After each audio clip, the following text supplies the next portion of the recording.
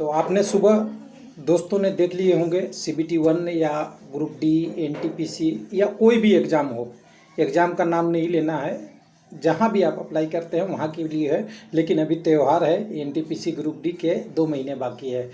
अब इसमें हमने पहली पार्ट में आपसे के साथ शेयर किया था कि हम कैसे प्रश्न को सेलेक्ट कर सकते हैं, यानी क्वेश्चन को सिलेक्ट कर सकते हैं। उसके 3 पार्ट में अलग अलग बताए थे। अब हमने प्रश्न सेलेक्ट कर लिया था, लेकिन हमें कुछ प्रश्नों में ऐसे थे कन्फ्यूजन रह गए थे। कितने प्रश्नों में? 10 से 20 प्रश्नों में, जो हमने पढ़ रखा था लेकिन हमें पता ही नहीं चल रहा है इसमें से आंसर ए है या बी है। इसको कैसे हम एलिमिनेट करें, यानी अपनी गलतफहमी को दूर करें, कैसे करें? तो इसका हिंट यहाँ मिलता है आपको, या तो आपके क्वेश्चन में मिलता है या आंसर में मिलता है। दोनों को कॉम्बिनेशन आप जब बनाएंगे तो इस हिंट में आपको क्लियर हो जाएगा कि दो जो को आंसर हमने सेलेक्ट किया था उसका सही जवाब कौन है। इसके लिए हम 2 क्वेश्चन का एग्जाम्पल लेंगे जो NTPC 2016 का 29 मार्च या अप्रैल का क्वेश्चन है, उसमें से 2 लेंगे। एक GK GS का ही क्वेश्चन ले लेंगे जिससे समझने में हमें आसानी हो। मैथमेटिक्स में बहुत टाइम लग जाता है, लेकिन यहाँ पे हम सीधे सीधे समझेंगे। तो हमने जो सुबह बात किया था, 1 मिनट उसको थोड़ा सा दोहरा लेते हैं आपके साथ। सुबह हमने बात किया था कि हमारा पास कोई भी क्वेश्चन आता है उसमें से पार्ट 1 जो हर कैंडिडेट 50 से 60% क्वेश्चन करने में सफल हो जाता है। दूसरा कैंडिडेट, जिसको कैंडिडेट नो कंडीशन में आता है, नो, जिसके 1 मिनट ये स्लाइड हिल रहा है, तो पहला ऐसा कैंडिडेट है जो यस हाँ कर सकता है, कितने में? 50 से 60%। दूसरा नो वाला कैंडिडेट है, नो वाला कैंडिडेट कितने क्वेश्चन को नहीं कर सकते थे? तो 15 से 20 क्वेश्चन, 30 नहीं 20। और कन्फ्यूजन वाले क्वेश्चन क्या बच रहे थे? पूरी एग्जाम की एनालिसिस के बाद 10 से 20 क्वेश्चन बनते थे। अब कुछ लोगों का सवाल था इसमें कि नो वाला क्वेश्चन बढ़ सकता है? बिल्कुल बढ़ सकता है, लेकिन जब बढ़ेगा तो ये सबके लिए बढ़ेगा। तो आपको परेशान होने के लिए ज़रूरी नहीं है कि ये आपके लिए केवल बढ़ेगा, ये सबके लिए बढ़ेगा। क्योंकि नो क्वेश्चन वो होते हैं जो नया इम्प्लीमेंट होते हैं, डिफ़िकल्ट होते हैं, उसी को बोलते हैं हार्ड पेपर। तो हार्ड पेपर आपके बस में नहीं है, ये एग्जामिनर के बस में है। आप अपने तैयारी पे फोकस करेंगे। तो हमको इसको अटेंड नहीं करना था। कन्फ्यूजन वाले क्वेश्चन को हमें किस में ऐड करना था? इसमें क्या करना था? जोड़ना था। तो इस वीडियो में हमें क्या करना है? कन्फ्यूजन वाले क्वेश्चन को हमें जोड़ना है। तो जोड़ने के तरीका क्या हो सकते हैं, कभी आपने सोचा है? डिस्कस करते हैं। पहला क्वेश्चन, पहला हम आपको बताते हैं। क्वेश्चन और आंसर को आपको मैच करना है। क्या करना पड़ेगा है? मैच करना है। एग्जाम्पल दिखाएंगे आपको। दोनों को एक दूसरे से रिलेशन देखना है कि ऐसा नहीं कि उसका रिलेशन कहीं और से है, एक बात। दूसरा, उसका कुछ क्वांटिटी से आपको ऑब्जर्वेशन करना है। क्वांटिटी मतलब बोले आपको बोल दिया जाए कि ऑक्सीजन अगर पृथ्वी पे रहता, बहुत ज़्यादा हो जाता, तो हमारे यहाँ ग्रीन हाउस गैसेस की संख्या बढ़ जाती। तो आप सिंपल सी कहेंगे कि ऑक्सीजन तो हमारे लिए फ़ायदे है, तो ये ग्रीन हाउस गैस कैसे बढ़ेगा? तो इसको आप गलत आराम से इलेक्ट कर सकते हैं। यानी कहते हैं इसको क्वांटिटी से हम रिलेट कर रहे हैं कि ऑक्सीजन हमारे पृथ्वी पे अभी कितना है? 21% है, तो हमारे लिए अच्छा है। और बहुत अच्छा होता तो और अच्छा होता। पहाड़ों पे कम होता है तो हमारे लिए मुश्किल हो जाती है। तो इसलिए यहाँ से हम प्रश्न को पढ़े नहीं थे, लेकिन कंफ्यूजन को हम ये ऐसे दूर करेंगे। और तीसरा कंडीशन इसमें एलिमिनेशन है। जो आपके ऑप्शन दिए हैं उस ऑप्शन में से सबसे पहले 2 उन ऑप्शनों को छांट देना है जो बिल्कुल उस क्वेश्चन का आंसर है ही नहीं है। तीनों को हम देखते हैं। तो प्रैक्टिकल करके देखेंगे तभी समझेंगे, ऐसे आप समझिएगा नहीं। इसमें थोड़ा सा आता है कन्फ्यूजन। तो हमारे पास 2 प्रश्न हमने ले रखा है। एग्जाम का बिल्कुल स्टैंडर्ड प्रश्न है और सिंपल प्रश्न है, साधारण सा प्रश्न।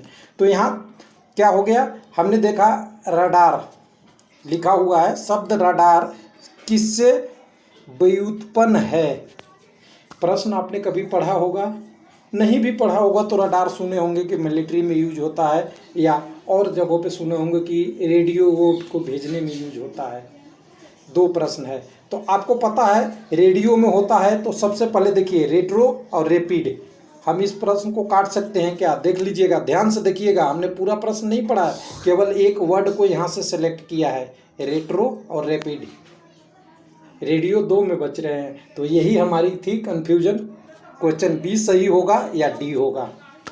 अब आपके पास आ गया है सवाल बी और डी, और जैसे ही आपने 2 क्वेश्चन को ऐसे डिसलेक्ट कर लिया है, यानी मतलब आपने 50% क्वेश्चन को कर लिया है, यानी आपकी गलत होने की संभावना अब 50% ही है। या तो आपको सही हो जाएगा या प्रश्न 50% गलत होगा।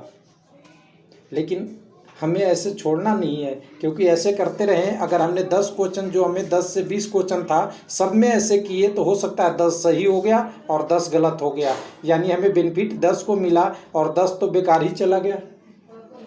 तो हम क्या करेंगे, तो हम कैसे करेंगे, देखिए हम आपको समझाते हैं। 2 एग्जाम्पल में आप ध्यान से समझिएगा। पहला हम रेडियो को सेलेक्ट कर लिए हैं, रेडियो को सेलेक्ट कर लिया है, बिल्कुल सही है, यहाँ भी डिटेक्शन है, यहाँ भी डिटेक्शन है। अब एंड तो है, एंड तो आपका कोई लेना देना नहीं है। यहाँ पे देखिए रिजोल्यूशन और रेंजिंग। रिजोल्यूशन आपने देखा होगा, कई बार आपने सुना होगा कि आपका कैमरा का रिजोल्यूशन क्या है, आपका टीवी का रिजोल्यूशन क्या है, और सीधा भाषा में बहें तो पिक्सल क्या है। आपने क्वेश्चन में नहीं कहीं पढ़ा था रिजोल्यूशन, लेकिन जब मोबाइल यूज कर रहे थे तो आपने देखा था कि मेरे कैमरे का रिजोल्यूशन कितना है, 1020 गुना 2400 रिजोल्यूशन है। ये आपने शब्द पढ़ा होगा और सारी चीज़ें पढ़ा होगा। तो आपको क्या मिलता है, एक यहाँ क्वेश्चन में आंसर मिलता है कि रडार से हम पहले 2 क्वेश्चन को एलिमिनेट कर लिए, और रडार शब्द से, क्योंकि ये रेडियो से रिलेटेड है, और दूसरा हमने इसके रेजोल्यूशन और हम रेंजिंग में डिफाइन कर लिए। तो रेजोल्यूशन यूज होता नहीं, तो एक ही ऑप्शन बचता है हमारे पास, रेडियो डिटेक्शन एंड रेंजिंग। प्रश्न में समझ में आया?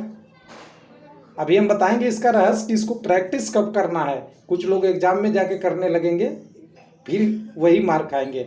तो इसको आप ध्यान देना है कि इसको रेंजिंग हम कर लिए, प्रश्न हमारा सही हो गया। अब हम क्या करते, अगर हमारे इसी प्रश्न में हमें यहाँ पे ये दे दिया रेट्रो और रैपिड, यहाँ भी रेडियो दिए होता, यहाँ भी रेडियो दिए होता और ये भी रेडियो होता, तब क्या करते? तब तो हम यहाँ से डायरेक्ट नहीं इसको डिसलेक्ट कर सकते थे, तब हमें जाना पड़ता। देखिए रिकॉग्निशन और रिएक्शन केमिस्ट्री और रिकॉग्निशन मिलना, आपने सुना होगा, 2 अणुओं को मिलना या इस तरफ से मिलना, सिंपल सी बात है, ये भी शब्द नहीं होते। यानी प्रश्न एक ही जैसे हैं, लेकिन आंसर क्लियर दिख रहा है मुझे कि आंसर डी है। ये होता है आपको कन्फ्यूजन क्लियर करने का तरीका। हालांकि इसमें क्या लगता है, थोड़ा सा टाइम आपको लगेगा, और ये टाइम आपको कहाँ से बचाना है, जो आपके 15 से 20 क्वेश्चन नो वाले थे, जिसको आप नहीं करेंगे उसको हमें पढ़ना ही नहीं है, उसको छोड़ देना है, उसकी टाइम हम इस कन्फ्यूजन वाले में लगा देंगे, समझ जाइएगा। तो हम अभी तक क्या बात किया, एक चीज़ बात कर लिया कि क्वेश्चन और आंसर से मिलाकर हमने इसको क्लियर अलग अलग एनालिसिस कर लिए, लेकिन हमने बोला अभी क्वालिटी से या क्वांटिटी से कैसे मिलाना है वो अगले दूसरे क्वेश्चन पे निर्भर होगा। तो उसको भी हम एक डिटेल में कभी बना देंगे कि क्वेश्चन में क्या क्या पकड़ने का तरीका होता है, कि कौन सा क्वेश्चन सही है और कौन सा क्वेश्चन का आंसर गलत है। उसको पकड़ने के लिए बहुत सारे क्वांटिटी होते हैं, यानी एक तत्व होते हैं, एक लॉजिक होते हैं, उस लॉजिक को हम करते हैं। यहाँ पे हमने क्वालिटी लिया था और क्वेश्चन आंसर का कॉम्बिनेशन लिया था, इसके अलावा भी कुछ छोटे छोटे होते हैं, लेकिन मैक्सिमम यहीं से आपको पकड़े जाते हैं प्रश्न 2 ही में। चलिए दूसरे प्रश्न में आपको लेके आते हैं, 1 मिनट, यहाँ पे आ रहा है, यहाँ आ गया मेरे पास। ये भी उसी पेपर का पूछा हुआ 10 नंबर प्रश्न है, जिसमें निम्नलिखित में से किससे ग्रीन हाउस गैसेस बढ़ता है। हालांकि जिसको पता है उसके लिए तो आंसर खत्म था, कुछ था नहीं प्रश्न में, प्रश्न केवल टिक करना था कि आंसर हमें टिक करना है। लेकिन अगर हमें ऐसे प्रश्नों में हमने पढ़ा नहीं था, एग्जाम में जाके कन्फ्यूजन हो गया, तो देखिए ग्रीन हाउस गैस सुनते ही आपको क्या लगता है, एक ऐसा गैस जो हमें दुष्प्रभाव पड़ेगा, इतना तो सबको आपको पता है ना, दुष्प्रभाव इसका पड़ता है। ऐसे जोड़िए आप, ऐसा नहीं ना कि ग्रीन हाउस गैस में हम जाएंगे तो एसी जैसा फीलिंग होगा, कभी सुना है आपने? नहीं ना, कंफर्ट फीलिंग नहीं होता। तो क्या होगा, दुष्प्रभाव पड़ेगा, सबसे पहली बात। अब एक एग्जांपल इसमें लेते हैं, क्वांटिटी की हमने बात किया था आपके साथ, क्वांटिटी की। तो हम नॉर्मल पढ़ रखे हैं कि क्वांटिटी होती है जो हमारा वायु होता है वातावरण में, क्योंकि ये वातावरण की से रिलेटेड प्रश्न है। तो नाइट्रोजन हमारा कितना परसेंटेज होता है? बहुत ज़्यादा, 78% या क्या होता है, बहुत ज़्यादा होता है। मैं रब बता रहा हूँ, क्वेश्चन से आप तुलना नहीं करने रहना। तो 78% लगभग या जो भी हो होता है। ऑक्सीजन 21% होता है। अगर यहाँ हम जाएंगे तो हमें डिस्कम्फर्ट महसूस होगा क्या, हमें दुष्प्रभाव करेगा क्या? तो आप कहोगे कि नहीं करेगा। तो आप क्या करोगे, इस प्रश्न को ऐसे कर देना है। अब बच गया दो चीज़, क्रिप्टन और कार्बन डाइऑक्साइड। हमें प्रश्न का आंसर पता है लेकिन हम इसको एनालिसिस कर रहे हैं। क्यों? क्योंकि हमें एग्जाम में नहीं पता होगा और हमने पहले से प्रैक्टिस ऐसी ऐसी क्वेश्चनों को करना है एनालिसिस में। तो हमें क्या करना है कि अब देखेंगे ये दोनों प्रश्न में ग्रीन हाउस गैस जो भी होता है गर्म प्रभाव पड़ता है। आपने कभी सोचा है गैस की चूल्हे जलती है, घर में देखा होगा चूल्हे जलती है, लकड़ी के चूल्हे जलती है और वहाँ बैठते हैं, आँखों में जाती है, आसपास शरीर में लगता है, तो कुछ फीलिंग दुष्प्रभाव जैसा होता है क्या? तो आप कहेंगे हाँ। तो सीधे से बोले ना, हम कार्बन को जलाएंगे तो कौन सा गैस निकलेगा? Carbon dioxide. और कुछ भी ऐसी वस्तुएं होती है जिसमें कार्बन डाइऑक्साइड बहुत होती है, वो हमारे लिए हार्मफुल करती है। तो आंसर तो मिल गया, लेकिन अगर ऐसा भी हिंट नहीं मिलता तो हम एक ऑप्शन और बचा हुआ था मेरे पास, क्रिप्टन। क्रिप्टन के नाम से सुनते ही आपने बचपन से रट आया होगा नोबल गैस। तो नोबल गैस कहीं नुकसान करता है क्या? तो नोबल गैसों को हम यूज करते हैं कहाँ पे? जो सीधी सी बात होती है, निष्क्रिय होती है। तो हमारे पास चारों ऑप्शन हमें सब मिल गया। और ऐसे अगर हम करके 200 से 500 क्वेश्चन का सेट बना लें, जीके, जीएस, रीजनिंग, मैथ में तो आपको फार्मूले से प्रैक्टिस करना है, वहाँ तो इसमें ज़्यादा कन्फ्यूजन नहीं होगा, फार्मूला आता है, ट्रिक आता है, तो आप बनाते हैं, समझते हैं। लेकिन जैसे ही ऐसे ऐसे प्रश्न अगर आते हैं, आप 500 से तक क्वेश्चन का सेट का प्रैक्टिस कर लेते हैं, तो होता क्या है, आपकी जो न्यूरॉन है, आपकी मेमोरी में सोचने की क्षमता है, वो बढ़ जाती है। क्या होता है? बढ़ जाता है। और क्वेश्चन जो लिखा हुआ रहता है ना, 14 फ्रंट में लिखा रहता है आपके कंप्यूटर में, वो दिखने लगता है 140 का।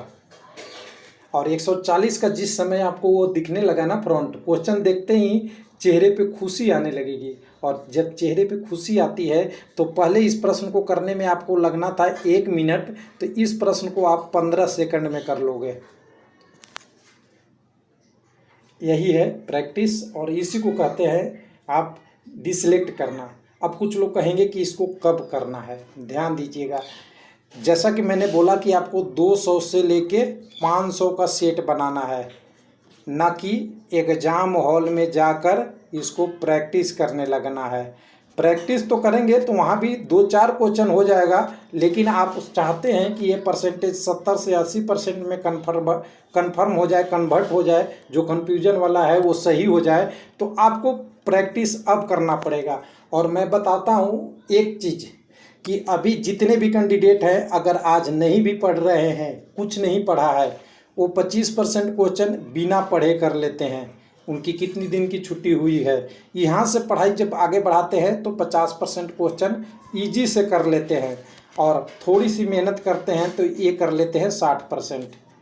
ध्यान दीजिएगा। लेकिन मेन प्रॉब्लम वही होता है जो वीडियो का पार्ट नंबर 1 में हमने बोला है, 60% तो क्वेश्चन कर लिया, लेकिन 15 से 20 क्वेश्चन जो था आपका नो करने वाला, इसको गलती करके इसको 55 से 50 के रेंज में ला देते हैं। यही बहुत बड़ी मिस्टेक है। और अगर आपने 60% में जो हम कन्फ्यूजन वाली बात कहे, उसमें से 10 से 15% क्वेश्चन कर लिए, तो आप आते हैं 60 से 70 से 75% में, और आपका सिलेक्शन कोई नहीं रोक सकता। ये मेरा एनालिसिस था। अगर अच्छा लगा तो अच्छी बात, नहीं लगा तो कोई बात नहीं, आपके लिए गुरु अच्छे हैं और कोई दिक्कत नहीं है। हाँ, उन बच्चों के लिए ज़रूर जो गाँव में हैं, जिनको थोड़ा सा अभी इतना एक्सपोजर नहीं हुआ है कि कॉम्पिटिटिव एग्ज़ाम को कैसे हम फेस करते हैं, ज़रूर ध्यान दीजिएगा। और मेरे नाम से एक कॉपी आप रख लें घर पे, और उस पर कुछ ऐसे प्रैक्टिस सेट करते रहें, एक्टिविटी करते रहें, जिससे आपकी 14 का लिखा हुआ लेटर 140 दिखने लगे और फिर आप अपने आप खूब ट्राई करें। अगर 5-7 दिन में रिजल्ट नहीं आता है तो आप अपनी जैसे पढ़ रहे हैं उसको अप्लाई करेंगे। थैंक यू, धन्यवाद। अगला पार्ट 3 में जब टाइम मिलेगा तब, मैंने बोला था संडे, इसलिए आज संडे आपके सामने रख दिया। कल से ड्यूटी है इसलिए थोड़ा हो सकता है टाइम नहीं मिले।